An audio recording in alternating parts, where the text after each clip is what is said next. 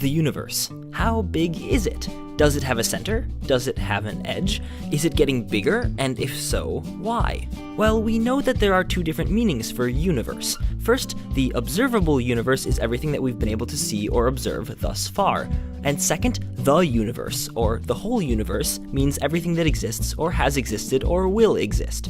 More specifically, the observable universe is the region of space visible to us from Earth. And since the universe is only about 13.8 billion years old, and light takes time to travel through space, then regardless of what direction we look, we see light that's been traveling at most 13.8 billion years. So it's logical to think that the observable universe must then be 2 times 13.77 equals 27.5 billion light years across. But it's not. That's because over time, space has been expanding, so the distant objects that gave off that light 13.8 billion years ago have since moved even farther away from us. Today, those distant objects are a bit more than 46 billion light years away. Multiply times 2 and you get 93 billion light years, the diameter of the observable universe. To give you a sense of scale, the size of the Earth within the observable universe is roughly equivalent to the size of a virus within the solar system. Although that doesn't help much because we can't really appreciate the incomprehensible smallness of a virus nor the bewildering bigness of our solar system either. So let's just say that the observable universe is stupendously big.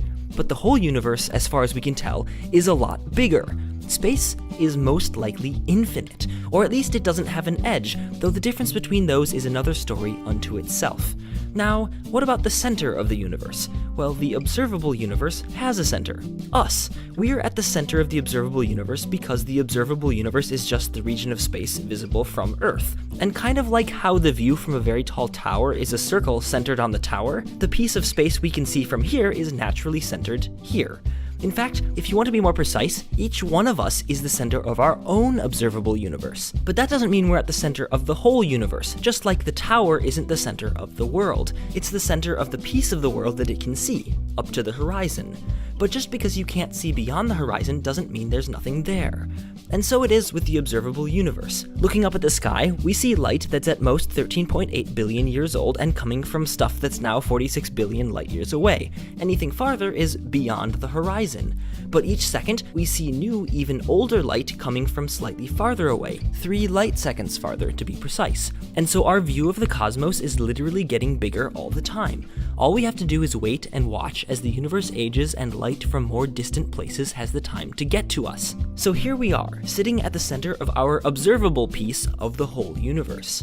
How big is the universe? Well, the observable universe is currently 93 billion light years across. The whole universe is probably infinite.